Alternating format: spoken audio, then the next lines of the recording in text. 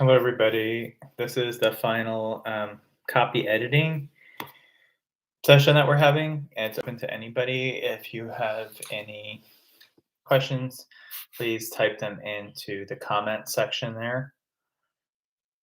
And they should be very particular about what you need help with today. Won't be able to read entire works, so I can help with things like titles, keywords, or anything like that. But I can't spend 20 minutes with each person. So if you could go ahead and just tell me specifically what you need help with, that would be great. Also, we'll put in the hi, Sarah. Also, we'll put in the comments section the document. So, Sarah, you can go ahead and there's a shared document, and you can just paste your poem in. Your brother told me that you needed help with something. I can't recall exactly what. Oh, right, the awards and titles. Oh, look, your brother's here. Okay, great. So I can help with keywords and things like that. Coming up with keywords is really actually a very helpful exercise because, especially for critical essays, if you can't come up with keywords for your critical essay, you probably don't have a good argument, because you're like, it might be too big or you don't have a handle on it. But with poems and things like what you all have, personal essays and poems, hey, Michelle. Yeah, I can help you with that as well, Michelle. Title. So yeah, with poems and things like that, like the keywords, we'll go through it, but they could be related to genre. Obviously, poetry is the genre, so you don't have to put that in. But things like the what we'll call the subgenres of it, like and the type of poem that it is. So by subgenre, is it like part of like an epic poem tradition, or a romance, or lyric poetry versus narrative poetry, and then the specific form, a sonnet, a villanelle, and then we can go more into the matter, the content of the poem. So what is the subject? What are some of the key ideas, or even like if there's a controlling metaphor, like a big controlling metaphor image that can also be part of it. Um, so we'll do all that. So we'll work on titles, keywords, and any other smaller things. So if you all could in the comment section let me know what you need help with. I see Isabel is here. She says I'm here again. So Isabel, tell me what you need help with.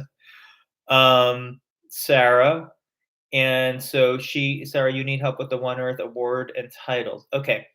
That also, I hope a number of you are applying for different awards. If you remember, there's the One Earth Award, which is related to environmental issues having to do specifically with climate change.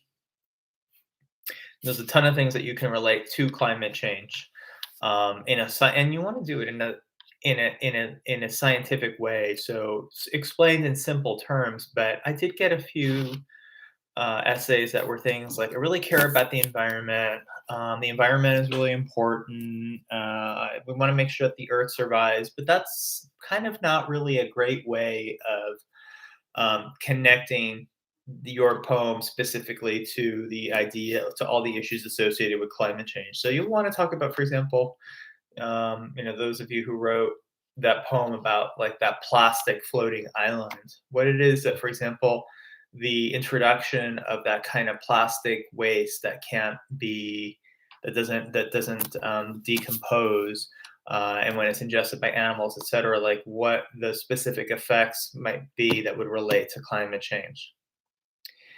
So this is sort of engaging the scientific part of your brain that some of you are good at. Um, but there's also, remember, there's the prize that's associated with loss and bereavement. Okay, so for some of you, that would be applicable in even if you don't think it is on the surface. So, for example, Isabel, um, your funny comic piece about the 12 days of Christmas. Well, I mean, it's a it's a humorous piece. Um, but it is it is related to the person losing her um, true love in the sense of becoming estranged. And you could actually write a little essay, one of those short little essays that talked about how it's connected to loss and bereavement, how humor is part of dealing with bigger issues of loss. It's true.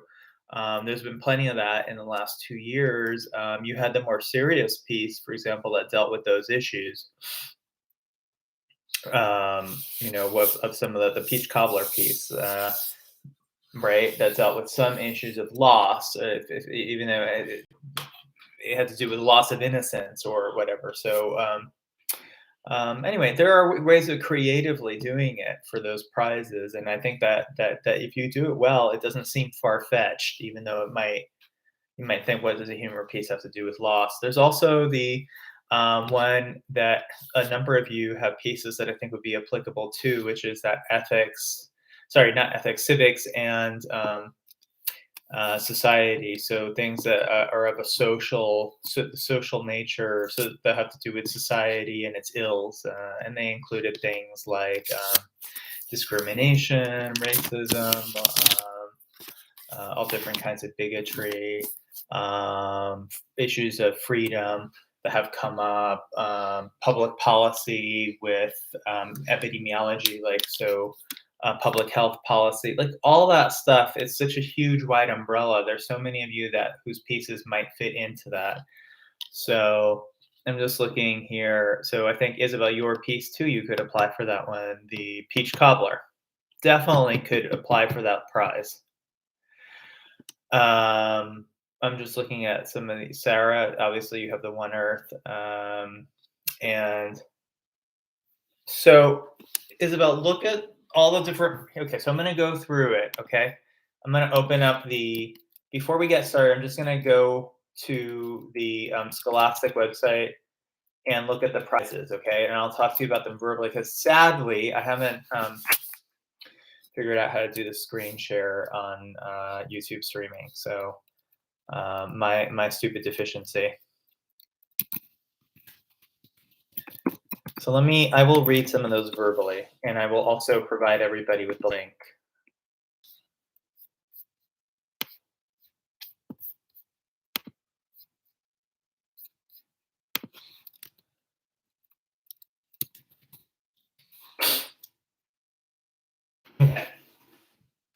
So the one that I was just talking about was called the Civic Expression Award. And sample, so I'm just going to give you the key thing. First of all, I'll give you the link, and then we can just talk about the key things that are part of that award. Okay. Are you using a streaming software? Heidi, no, I don't even know what that is. I get anxiety attacks even talking about this sort of thing. But that is the way to do it, is a streaming software, not doing it directly through theirs. So everybody, look on this Art and Writing Awards thing that I've just put here. So this is the Civic Expression Award. Okay, and so this one is civic engagement or civic participation is collective action, blah blah blah. But then it talks about how our artists and writers play an important part in just bringing these issues to the public eye. So basically, that means it doesn't mean that you have to write something about activism. It's that the essay itself, the poem itself, um, raises awareness about these different issues. So I think that a few of you really could apply for this one, okay? Just as sample topics include but aren't limited to racial, healthcare, criminal, environmental, and disability justice, abuse of police power, women's LGBTQ plus and labor rights, immigration, poverty and economic inequality, censorship, food and housing insecurity, public and government responses to the COVID-19 and pandemic, voting in elections, education, online privacy, security rights, and U.S. engagement in international politics. I mean, it's insanely broad. Okay, I'm gonna just put them in the chat there too. Except that I'll have to split it up because it's too much.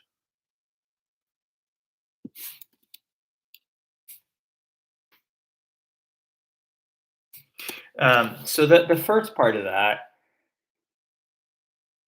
all the first, so this over here, the first part that I put there, I think could be applicable to your piece, Isabel, the peach cobbler one.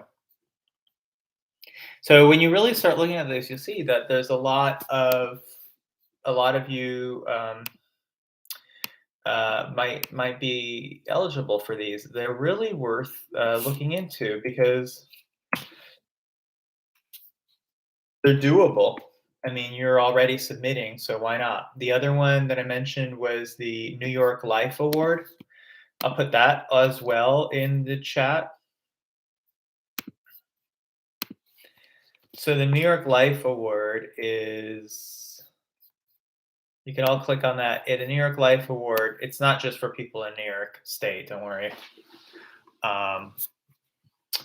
There's also an additional two students so they have their own, I guess, 6 students that they give the award to. And then, like I said, it's not just New Yorkers.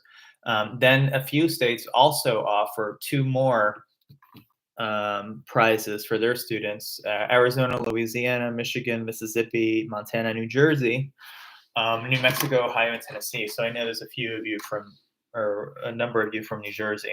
So that opens that award, and it has to do. So this one, grief, loss, and this. Perhaps you are experiencing the emotional impact of racial trauma and coping with your anger, grief, and pain, or perhaps political divisions draw your friends and families away from you. Perhaps someone you care about became sick with COVID-19. So it's not like literally just somebody dying, but other kinds of loss. So I'm not sure which Michelle is here. Is this the Michelle who wrote the essay about that whole thing that happened on that Discord group with the friends around COVID?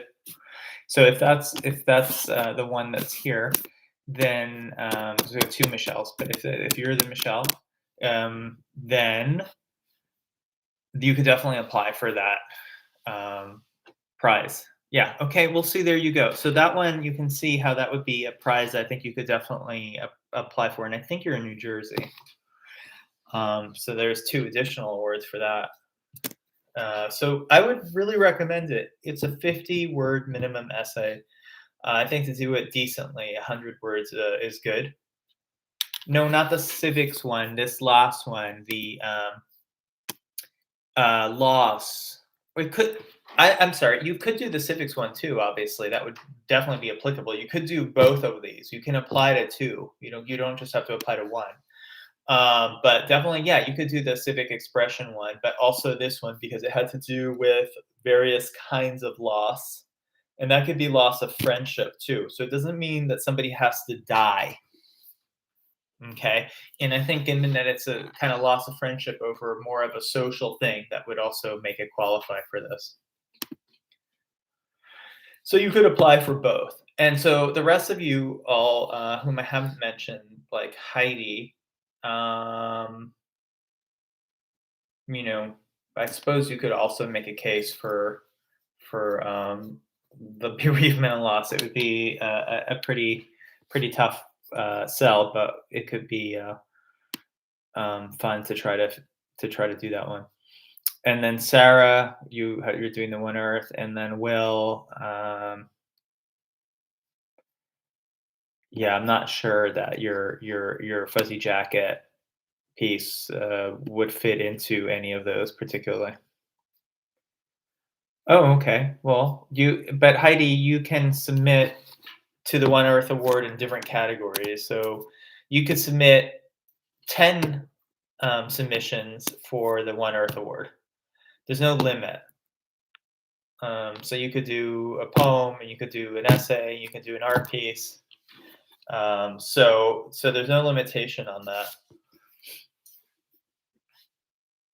Okay, well, let's get started. So does everybody have, you all have the the link there for, I hope I sent the right link, but the link to submit your pieces so we can look at these. And I think that, okay, so we've got the first person, I think, was Sarah. So we'll start with her.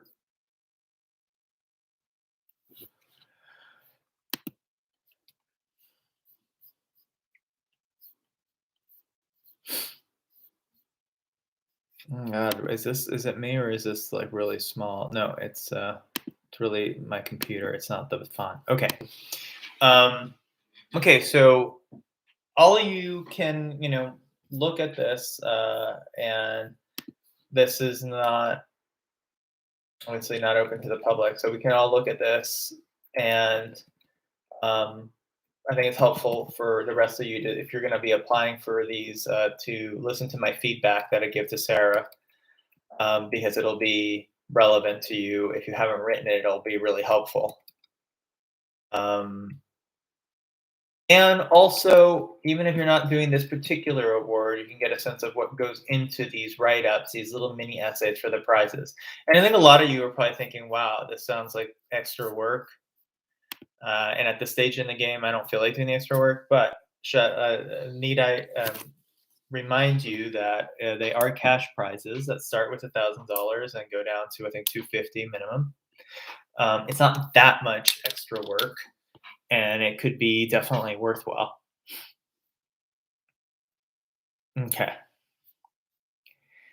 Mimi, is it something in addition to our pieces? Yes. So these are short essays that you have to write. If you look at the video that I did on how to submit your Scholastic piece, there's a section that goes through these prizes, and at what point in the submission process they come up. But they do come up as an option when you're getting ready to submit. And then it says you want to submit to any of the awards, and then you choose the ones that you want to, and then you have to just input your essay there. So it is in addition to your pieces. You will not automatically be entered into the prize award. You have to actually write one of these little essays, so it's not automatic. Some of those other awards are automatic, but not this one. So things like the best in grade, works selected as juror favorites from each grade, you don't have to enter that. You will automatically be selected if they think that you deserve that one. So okay. And the portfolio scholarships, that's only for seniors. I don't think any of you would be submitting to that one. Okay, so again, in terms of how many words I would recommend, so it's a 50-word minimum and unlimited at the top end. So I suppose you could write a whole dissertation on it.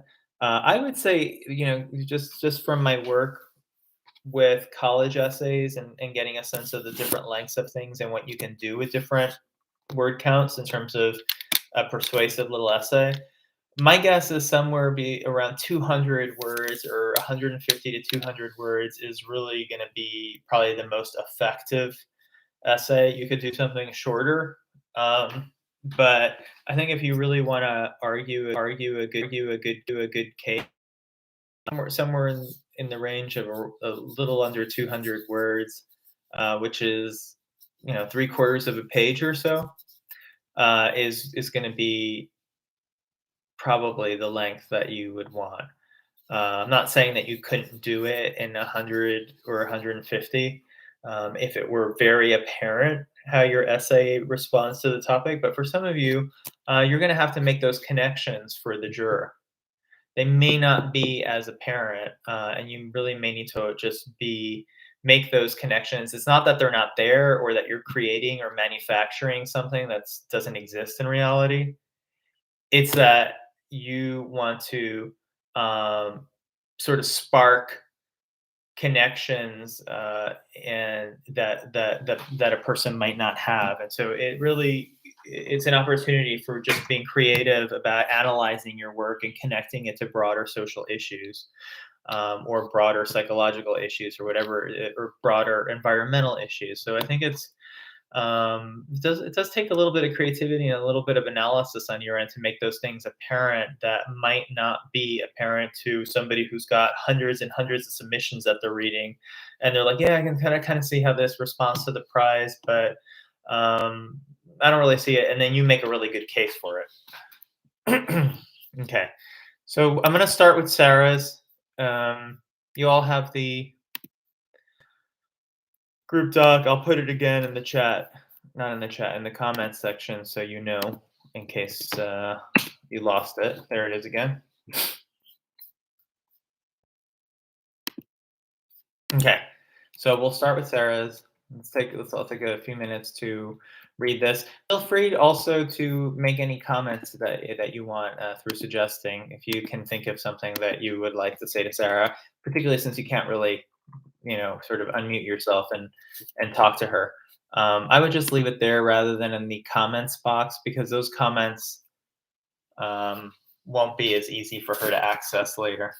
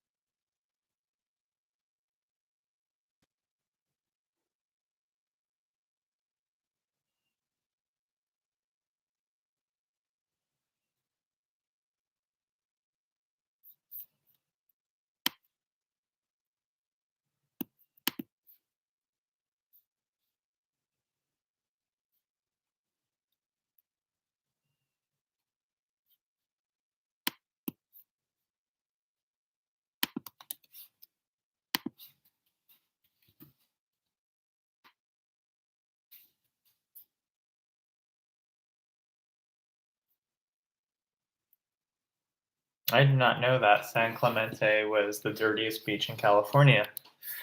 That's surprising. I would have thought it would have been the beach by Long Beach. Um, they're even up north on the coast around LAX.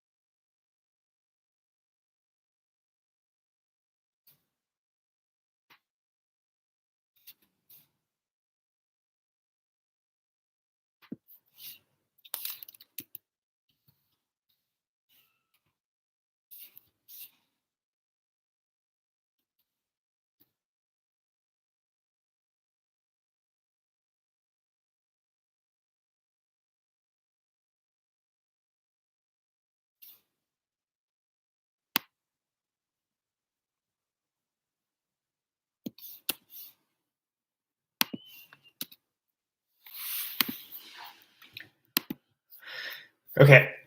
So I think, the one of what I would say a strength of this is that it does have these good examples from personal stories of going and exploring um, the consequences of kind of water pollution through these two beaches, San Clemente and Laguna Beach. Um, can anybody just write in the comments if you can think of a weakness of this in terms of what you would think if you were applying for this prize?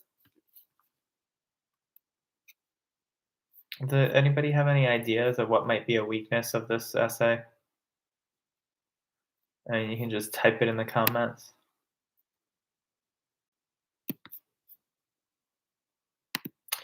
Let me just reiterate. So the climate change, the One Earth award is specifically for issues of human caused climate change. Okay, human caused climate change. So that refers to what it says: large shifts in the trends of global temperature, precipitation, wind patterns, and other measures of the weather that happen over an extended period of time, meaning several decades or longer.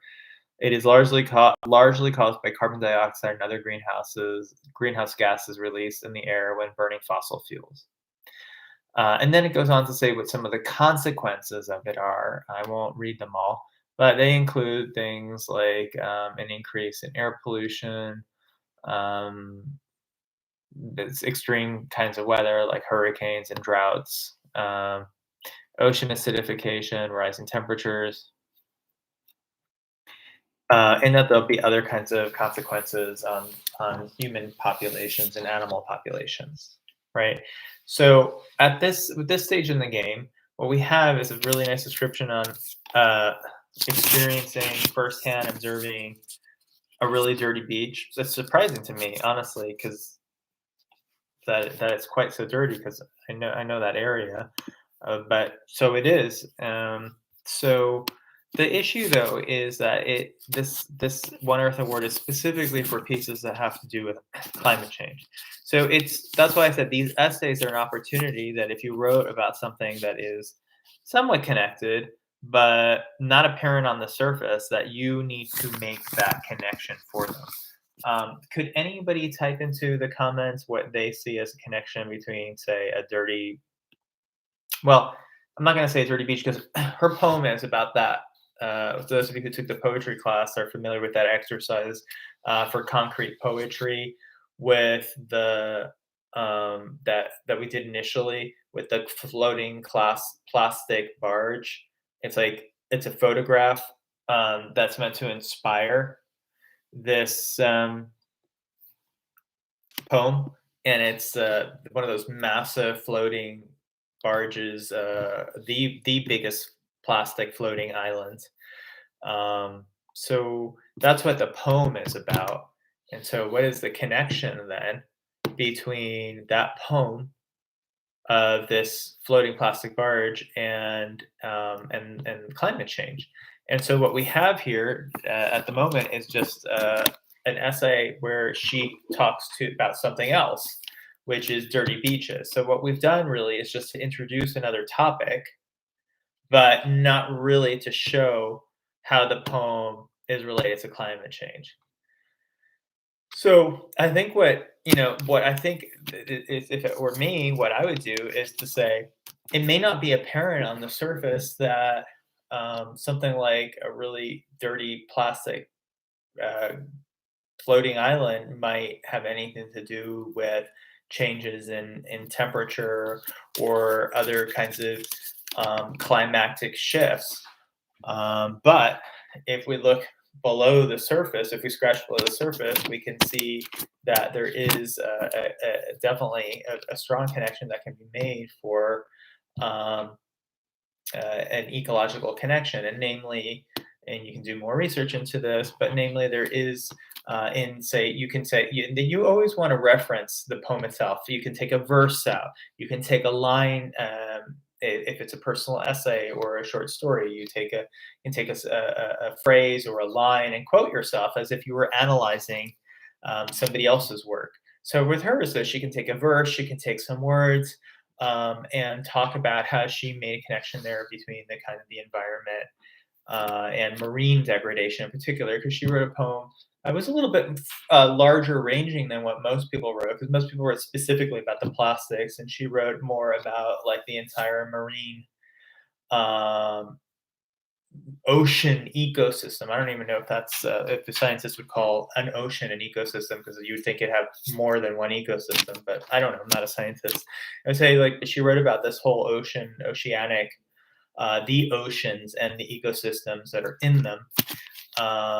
And what you could talk about though is that this kind of the introduction of these plastics does affect these ecosystems, both at the kind of marine plants and also marine animals. And you can look at some specific examples through your research, and then again bringing some citations, bringing quoting some of the elements of your poem and connecting it to things like what you talked about, which was the death of these animals that are then also responsible for um, partially for returning oxygen to the atmosphere, and for removing some of those greenhouse gases like carbon dioxide. So those plastics do directly affect the whether some of those flora and fauna can survive and remove some of that carbon dioxide and release more oxygen. So it really is a very interesting project of analyzing your poetry and connecting it to scientific processes. But I don't think it's enough to simply say I've been to the beach and I've seen kind of the beaches get dirty, because what you're trying to do is talk about something that might not seem apparent, because I might just say, oh, you're talking about the oceans getting dirty. Well, how's that connected to the atmosphere? If I have no scientific training, or I just um, don't easily make those connections, and I need help. And it's not that the judges will be completely naive, but the onus is on you as a student to show that connection, to make it really crystal clear, and do that in a beautiful way by talking about your poetry and then talking about some of these environmental scientific connections. So I think there's a bit more work that needs to be done there. Okay. Um, so go ahead, and I realize you all don't have too much time left, but in the time that's left today, my suggestion to Sarah would be, you could probably in an hour have this whipped up and have something really worthwhile that would give you a good shot at this prize. Um, so I would definitely put the work in. Okay, so who wants to go next? If you could just tell me in the comments. I think I'm looking toward the top of this, and it looked like Isabel was the first person here. So, Isabel, what do you need help with?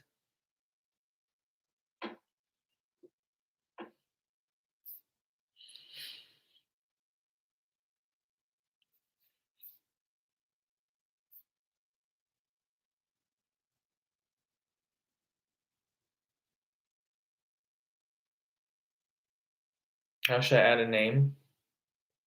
I think I need a little bit more for the true love. Oh, coming up with a name. Yeah. Well, I just the way yeah, so the way it was formatted when it just said love, comma, and then blank space, and then it goes on to the next. When I was reading it as if I were a person reading it for the first time, it felt a little bit confusing and disorienting when you just had love in a blank space. And I think that's such a great opportunity that you have to add a name to something that people often see as nameless. Like, who is this person that who is this true love that we keep singing to all the time? And to give the true love a name to this explorer who's in Peru, and you've already created this backstory for, um, yeah, we definitely add a name. And so if you I'm not sure when you're saying how should I add a name, if you mean literally in terms of formatting or in terms of just coming up with a name. But just sign it, whatever it is when the true love signs, and says love such and such, then you put the name after, and again, like, this is, I would, think about who this character is, coming up with names for characters. Some people just use those random name generators, and I think that's sort of sad to have to make recourse to a random name generator. Sometimes they can give you some interesting ideas and take you outside of the realm of what you normally think of for names. So that can be a positive aspect of it, but I just wouldn't just trust. Well, I wouldn't trust, leave everything to randomness. So definitely you might use it to give yourself some ideas, but in terms of coming up with a name, um, I mean, one place to start would be looking at the names of poets, writers, because there's some very interesting names when you start looking at them, and also it does what it establishes an intertextual relationship between your poem and then some other um, aspect of literature. Like, so it's intertextual in that, say you chose Wordsworth or Chaucer or um, Spencer or Shakespeare or Donne. It kind of it makes a connection. It makes us, all of a sudden, each of those different names would give it a completely different feeling to um, the story, and you can be very satirical about it. So if you have like a super annoying uh, Shakespeare or Hemingway or Alexander Pope, I think that sort of adds a whole other layer of comedy to the satire. So I honestly think looking through a list of historical figures, looking through a list of poets like this, from an anthology, would be a great place to start.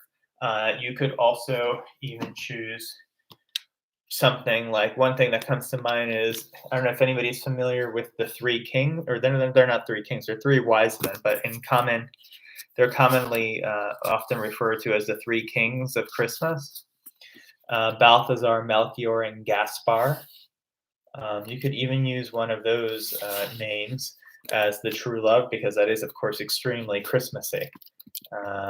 Gaspar, Melchior, and Balthazar, which is also a fancy restaurant in Soho in New York. But Gaspar, Melchior, and Balthazar, they're really fantastic sounding names, but they're often associated with the gift bearers of the Three Kings. The Three Kings Day, Epiphany Day on January 6th, was historically the day when pretty much everybody in the Spanish-speaking world, so all of Latin America and Spain, that's when people received their gifts. It was not on Christmas, but on the Three Kings Day. That's changed in the last 20, 30 years through the commercialization of Christmas, but it was always on Three Kings Day. So, so that's up to you. Isabel, nobody says you have to choose Balthazar, but Balthazar is a very recognizable name. And the Three Kings, they're actually not from the Bible. The story is from Matthew, from the Gospel of Matthew, of the three wise men going to visit the baby Jesus. But the names aren't given there; they come from legend. So Gaspar, Melchior, and Balthazar, those were the names that were given later. And their bones are supposed to be housed at the great cathedral of Cologne in Germany. But anyway, so so that's a possibility that's related specifically to Christmas. You could always go with Ebenezer Scrooge from A Christmas Carol, who was, as you know, famously a very stingy person who didn't give gifts, right? Ebenezer Scrooge. And that would be ironic too. So each of these names is going to give a completely new dimension to your story. If you were to choose Scrooge versus Balthazar versus any, a previous president of the United States versus the chairman of the Communist Party, whatever. Like every person is going to add a different level to the satire. Can anybody else think of a name that actually not a whole lot of people have read your story, so I won't even ask that. So I think Michelle was in your class. Maybe. I don't remember now. Wait a second. I think maybe Heidi was too. Yeah, Heidi and Michelle. If you all can think of a name, please type it in the comments on the actual document. But yeah, the Norton Anthology of Poetry or the Norton Anthology of Western literature or something like that, or American literature might be a fun place also to look. Okay, so who else is next then? I think we still have Will and Heidi.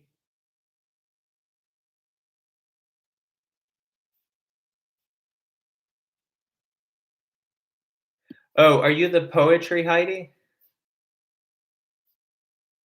Or the prose Heidi?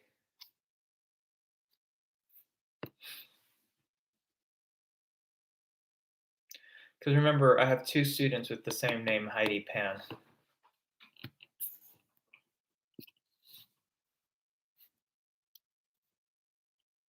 Okay, well then I was thinking of you. You're not in the class with Isabel?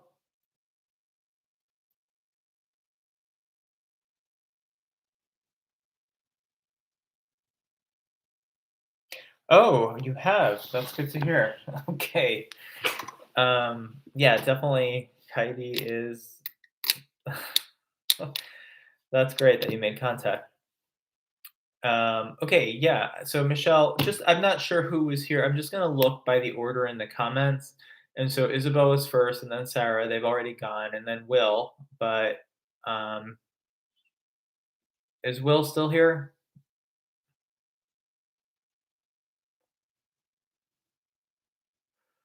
Yeah, I think Heidi and Michelle and Isabel are all in the same class.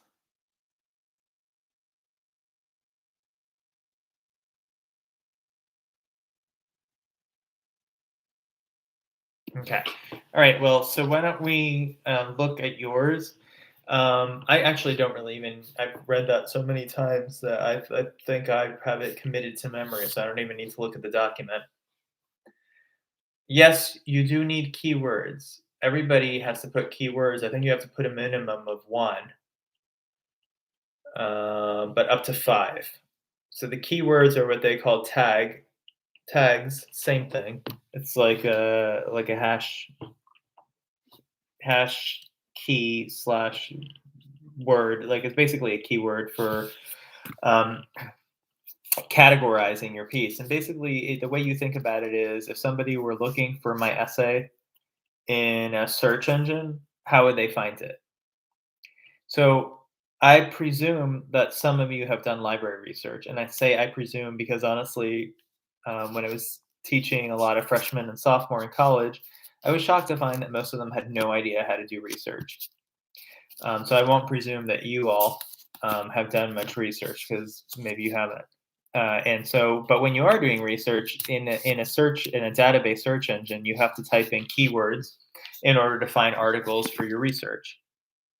So you basically would think it's kind of like you're thinking in reverse with this is that how would somebody find what would be the trail of keywords that would lead a person to my poem, short story, essay, critical essay, whatever it is. So you have to think about you have to keep a few things in mind. One would be things having to do with the subgenre of the categorization of your piece. So you guys, for example, Heidi is doing personal essay. It's a personal essay that has to do with coming of age. It has to do with identity. Would it fit under memoir? But yeah, possibly because I mean you guys are submitting to personal essay slash memoir. Is it more a memoir or not?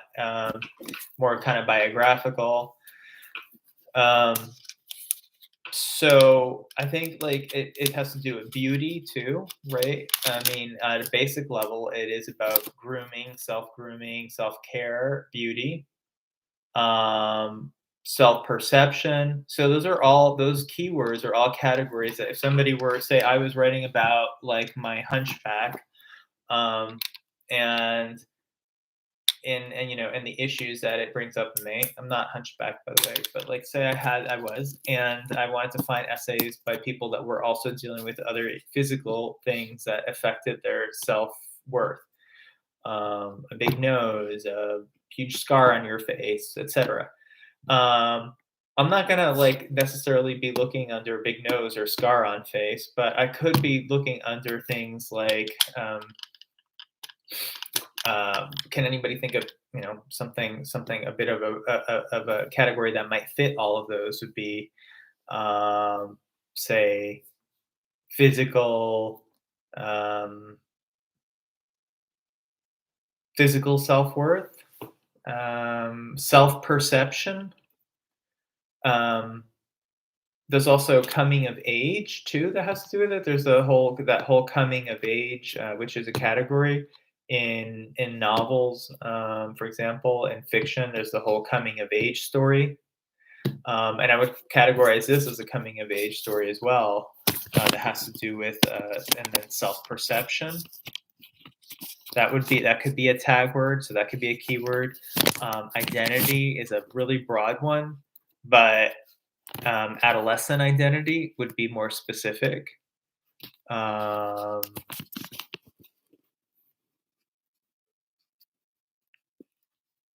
um, beauty, beauty. You could also that's pretty broad, but that would definitely fit there. So, in terms of the category, what kind of essay is it? So could call it a memoir, and then you're submitting under personal essay memoir, but you could also put keyword memoir. That's about as broad as you can get, so it's not terribly useful. But if you were completely at a loss, you could start with that and then just start refining it downward. So you think about all the things that it covers, and the idea is what would be the words that people would need to find my essay. So like I said, say I have some sort of physical impediment or something that affects my looks in some way, big scar, some sort of deformity, or just some that I want to read an essay about somebody who's dealing with issues of looks. Remember that essay by Alice Walker, Beauty, when the other dancer is the self, was all about that scar that she had on her eye. So your essay and hers should really be categorized under the same keywords because you guys deal with the same sorts of stuff. It's like memoir material, biographical material, self-perception, identity, beauty, um, coming of age. All of those things would fit under both. Your essays would fit under all of those categories and share them with Alice Walker. So we would want keywords that would take us to your essay and to hers, right? So yours would appear on the same list. As far as the category, oh, okay, so that's a different thing. So number one, you're asking me about keywords, which is one set of issues, right? And the other set of issues is what category am I submitting my piece to? So we talked about whether it would be a personal essay or humor. And I mentioned last time that I think a case could be made for humor. And in fact, because they're so clear that, if it has humorous devices in it, if it has, jokes or other kind or satire or other irony, a lot of irony and comic irony, that they want it put under humor. So they're pretty clear that if it has any of that, it should go under humor. So that's what I would do if I were you.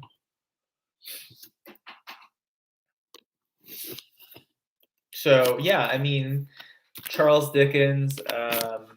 I'm just looking at the comments. Charles Dickens. I'm thinking of his biography, and whether or not he would be a good true love. Like he had a fairly good relationship with his wife.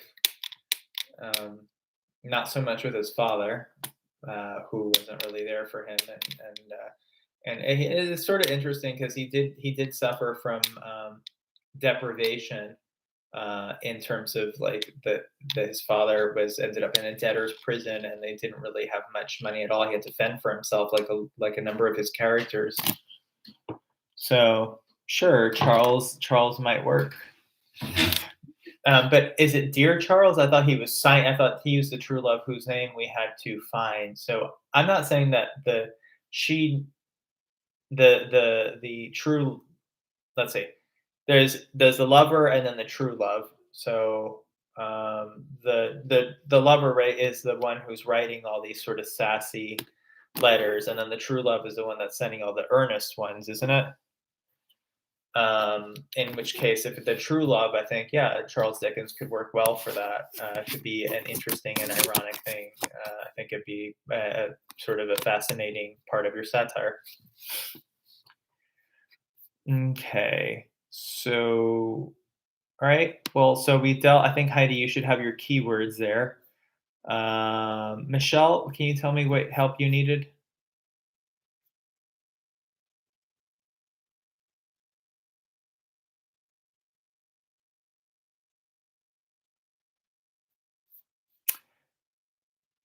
Okay, let's go ahead and again, I know your piece pretty well, so I don't even think I really need to look at it. You're talking about the first one, right? Not the London trip.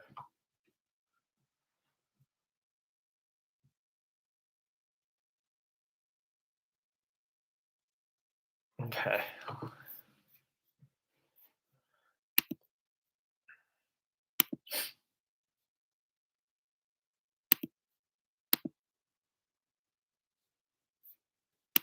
Okay, so let's look at. Uh,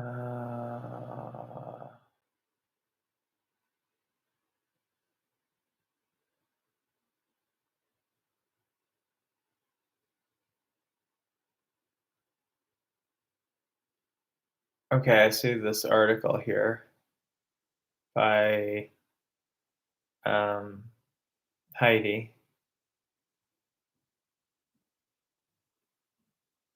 Somebody in a discussion group that I lead on Wednesday who works at Pixar. Let's see. So, Michelle, do you have your? Oh, I'm sorry. We were going to Will your keywords. I apologize. Got sidetracked there with those questions, and then we'll look at Michelle's. Looking at her keywords and a title. You don't have a title. Um,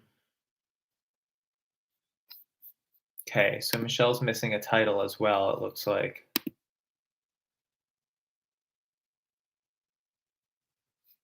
Wait, I'll probably submit that one as well. The London one, is it finished though? Yeah, I would say. I mean, the London one, I would submit it under personal essay, not short story.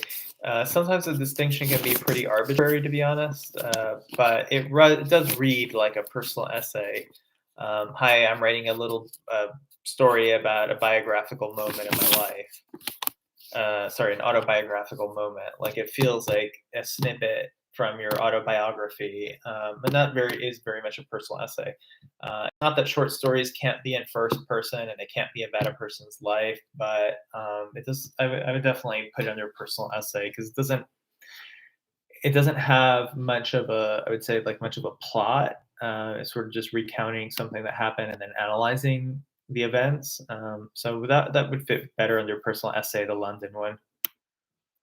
Um, okay, so we'll talk about, Michelle, about titles and keywords for your essay in a sec. But I just wanted to go back to Will because I started with him and then got sidetracked. Um, so, Will, in terms of keywords,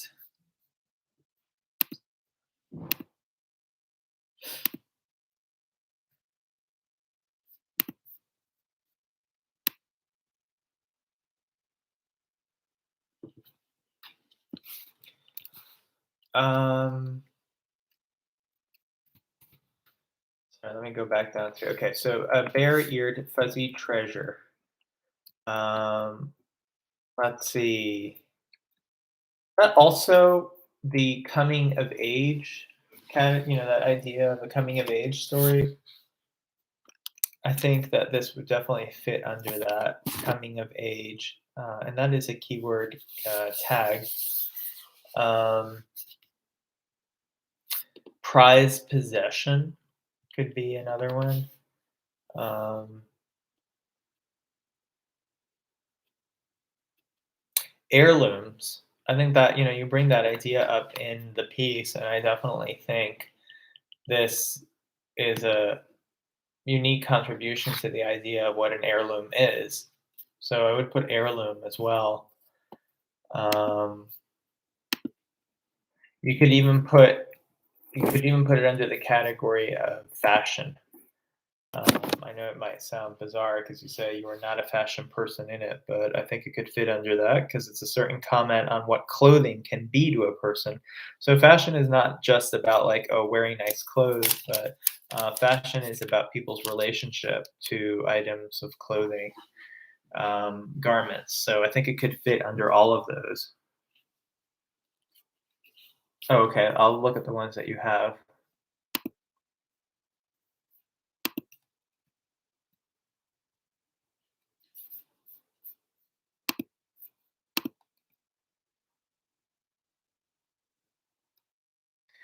I don't see any of your essay. So unless you put your essay again. I'm on page 60 of the document, so I don't know, maybe you have a more recent version. Ah, okay, I see a more recent one here on page 13. Okay, treasure, comfort. Okay, so heirloom, yes. Fashion, yes. Uh, coming of age. Um,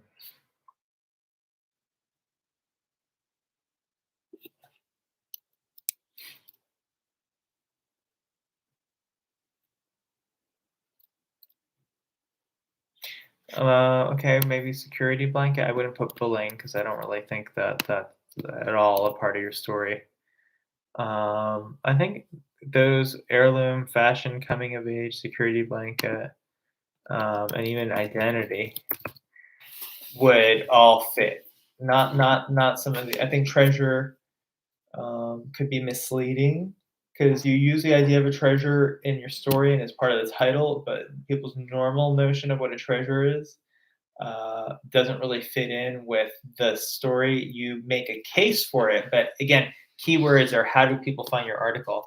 If they're looking for treasure, they're not necessarily going to be looking for this kind of story. But with talking about heirlooms, they would. So you want to think about how is it that people are going to find this? And well, I put some that I thought, okay. And so while treasure, you make a case that this is your treasure.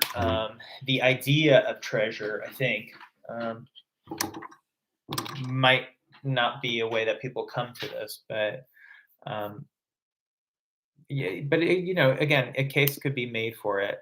So you could put that as a possibility. So we have heirloom, fashion, coming of age, security blanket, identity, treasure. Um, so I think any of those could work. Comfort, I think it was a little too abstract. Loss, sure, that might be possible too. That could be a possibility as well. Friends, I wouldn't put that one. I don't think that's a big part of this. And bullying, definitely not. So those are some good possibilities for you.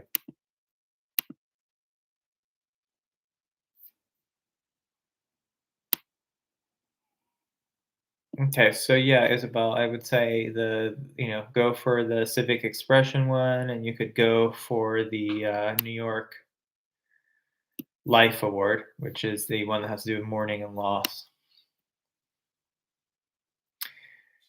Um,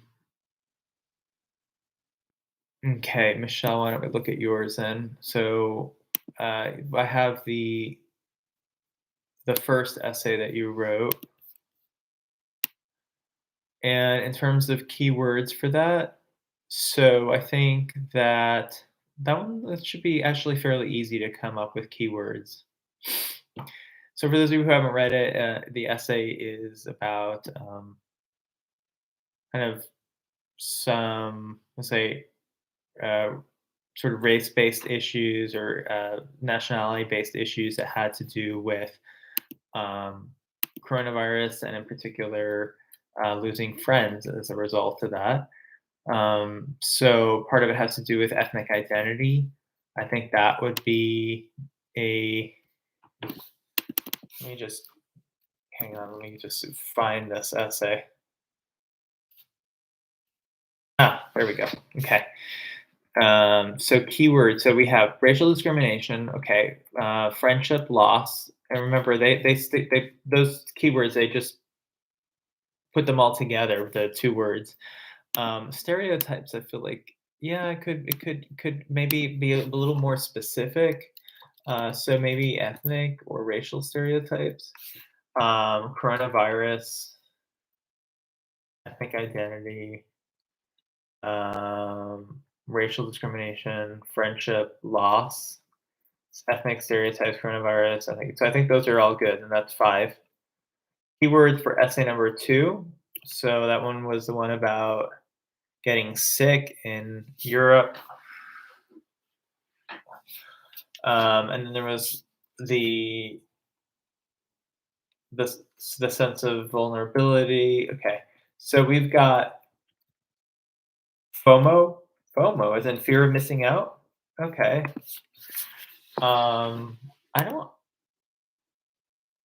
I don't know. I guess like I didn't really feel like that was a big part to when I read it. I didn't think it was FOMO was a big part of it. To me, it was more this sense of just like now maybe it changed since I last read it, but when I read it, it was just this sense of just like being stuck at home, being not stuck at home, but stuck in a hotel, feeling like what a little bit neglected and sort of just kind of carted around. But I didn't get from the essay a sense of FOMO per se.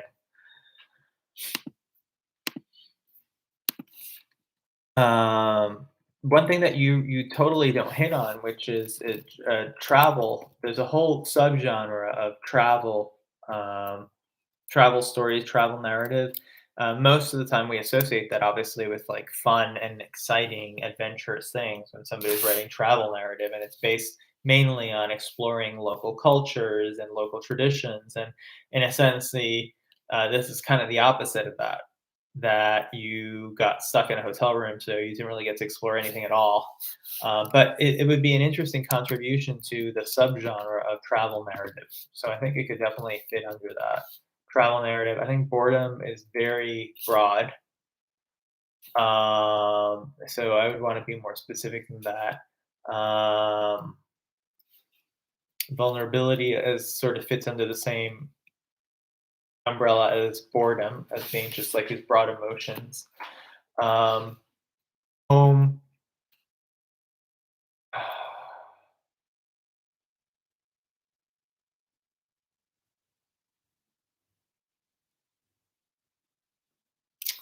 So we've got. So I think travel narrative, illness. Okay, let's just say let's keep illness.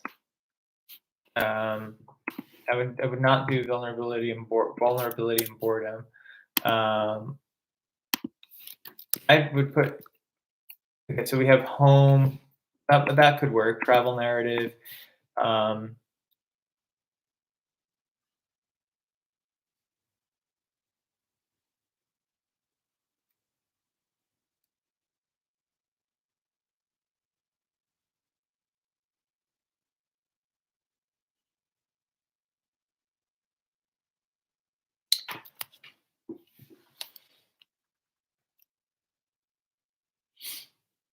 Travel narrative. Home. Illness. Uh,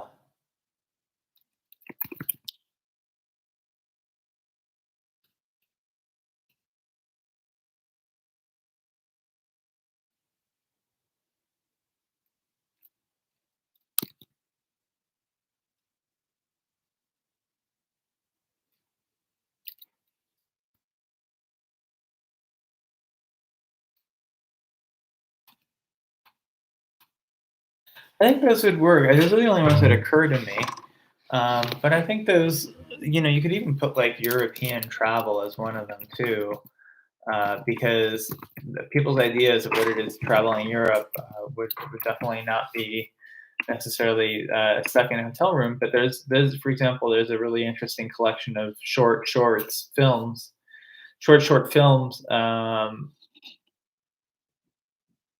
I think it was called "I Love Paris" or Paris in Love, something like that. And one of them I remember that really stuck in my head, and it was, I think, the one that was considered one of the best ones in the whole collection, um, was about this American woman who goes to Paris and basically just sort of it's sort of it feels extremely lonely. Never felt so lonely in her life. Um, And so it's kind of like the opposite of what you would imagine a trip to the Eternals, not to the Eternals, to the city of love would be like.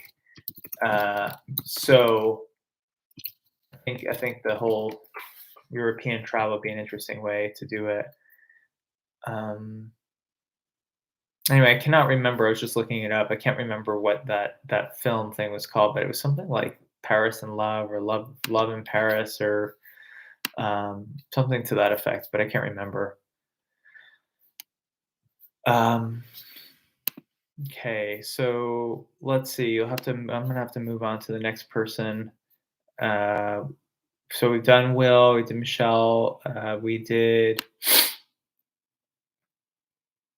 Okay, Heidi, you're looking for titles or keywords or what? I know you have this journalism piece too, but what was it that you were looking for, Heidi?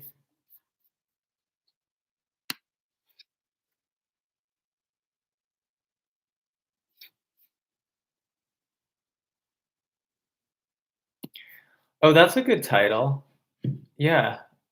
Okay, so sorry, Michelle, I forgot you're also looking for a title. That's a great title. And that's the thing is that I like with a good title where it's not like, some abstract thing where it's like or heavy-handed, but that you're literally taking something right out of the action of the essay, and that really conveys the flavor of what the essay is, and a central episode of it, and one that begins the essay. So I think that title is really good.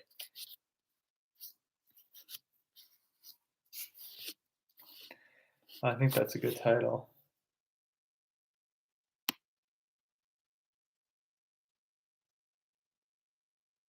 Okay. All right. So I think then um, that Heidi is next. And we'll look at this. Has some interesting pictures.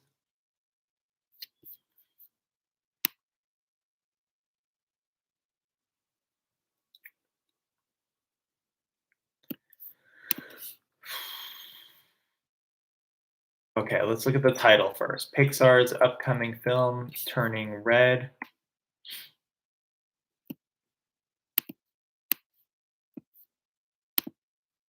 So you don't italicize the title of an article. You just put it in quotation marks. But Turning Red, which is the title of the film, should be italicized. So Pixar's upcoming film, Turning Red, is turning heads with its game-changing. Yes, somebody, I think. Uh, yeah, I think that should be capitalized. With its game-changing representation should also be capitalized.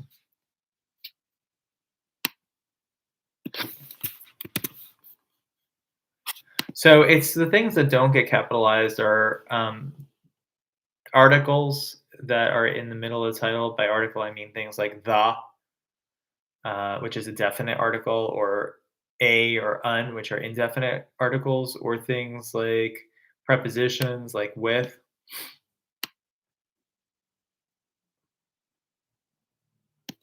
The pronoun would be capitalized, but prepositions and articles are common, and conjunctions like and are commonly not capitalized, but verbs, um, pronouns, nouns, proper nouns are all capitalized. I'm not sure what representation is going to mean here. Sounds pretty vague to me. Okay, representation. A lot of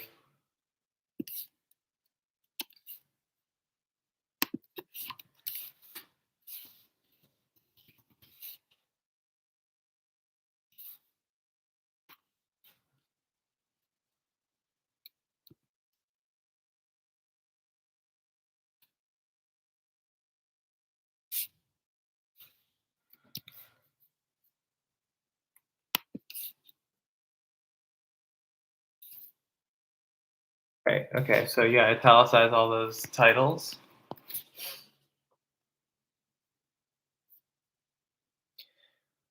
Love Her. Did you end up seeing Love Hard, by the way?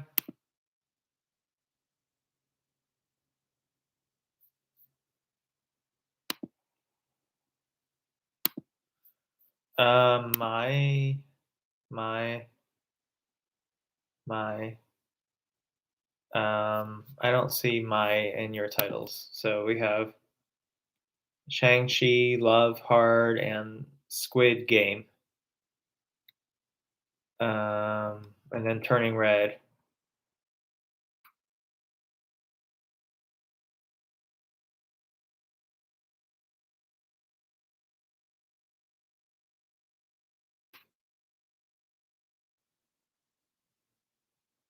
Oh, you should see it. It's really good.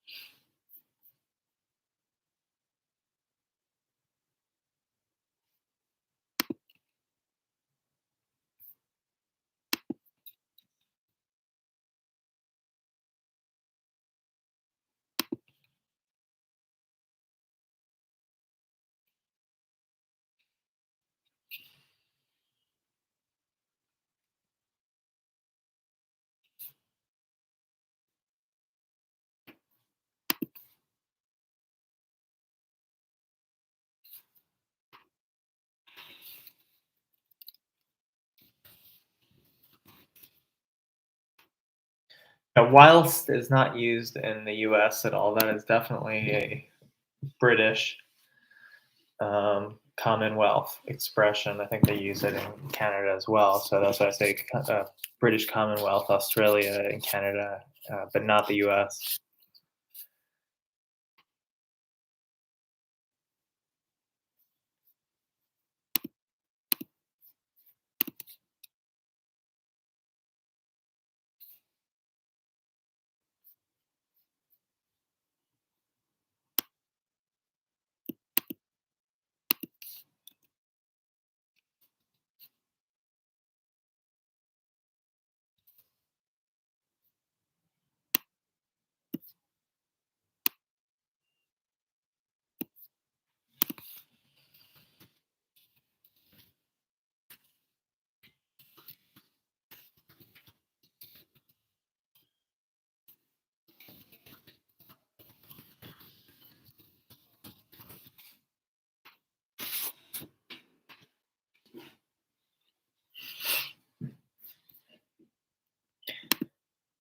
So this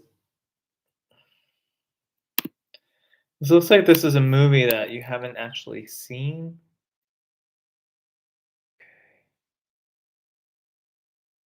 Okay. Um, okay, so this is just kind of like a little teaser. All right. Well, I've gone through it. Let's. I thought there was more coming up to it. But if I were writing this as this little teaser, which is um, what it is, if you read through those in the newspapers, even when they don't want to do a spoiler, when they don't want to really go through do a whole review of the movie or whatever. So it's just kind of like a teaser to get you excited about it. And a lot of that online media for television and film does that. Um, a lot of times they do include some stuff about the people that are working on the film. And I mean, you mentioned a little bit in the beginning about the director, but um, the let's talk a little bit more about the actors and the people that are in it, and a little bit of the history, or a little bit of the production, what went on with the production, what inspired the film, a little bit of background about it, who, etc. So, like to get people more excited, to give them more of a context for the movie, and so I think like this kind of just says, it gives you the very basic information, and it's that kind of teaser. But if you wanted to, I think, have more of a shot getting an award in the category of journalism, you might want to do just a little bit more background research as to what the inspiration for the movie was for the writer, how it got picked up, say by the studio, how this director, who you say is the first woman of color who's worked for Pixar, how she was chosen and why. Um, like all that kind of information is the type of stuff that gets people really excited, even when you're not telling them about the plot. So you're not telling them what happened. You're not doing a review of scene by scene, but just telling them about how the film came together, what the inspiration was behind it, something about the actors, what the expectations are from the producers for the film. Like all that stuff, I think as much is exciting. It requires a little bit of research, gets people into it, and as a journalist, it's a little more challenging than the task that you've given yourself here. Okay. Um, so yeah. Okay. Well, anybody else need something before we go? We've gone over a little bit more than what I intended.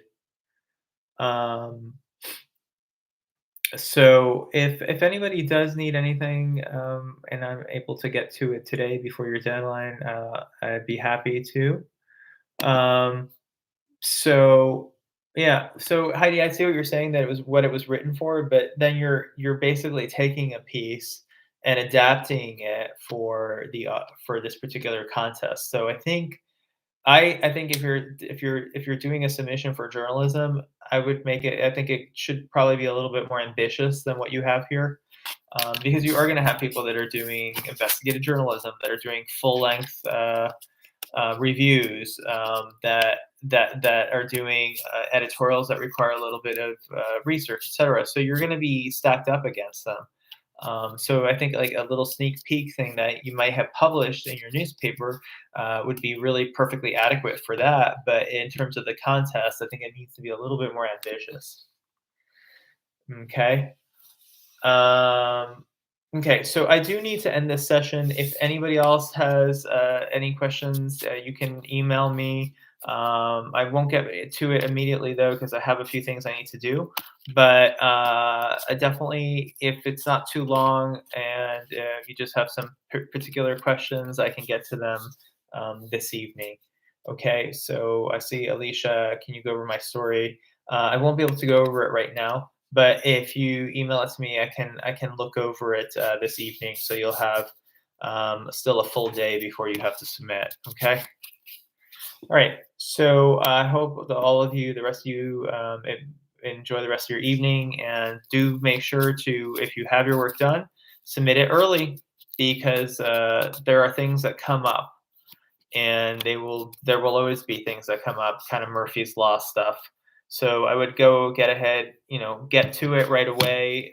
Even if you haven't finished, even if you have editing to do. Somebody asked me, can I submit it, or can I get do everything without submitting it? So you can save it without actually submitting it, because you don't submit until you pay. Or so they won't submit it until you've paid anyway. So you don't have to worry that you're gonna cut and paste it all in, and then it's gonna be submitted before you have time to change it. That won't be possible. You have to download a form, you have to sign it, you have to upload it, you have to pay. So there's a lot of steps. So you can go ahead and just start getting going on the process even before you click the submit button. Okay. Everybody take care. And again, you can always email me. All right. Bye bye.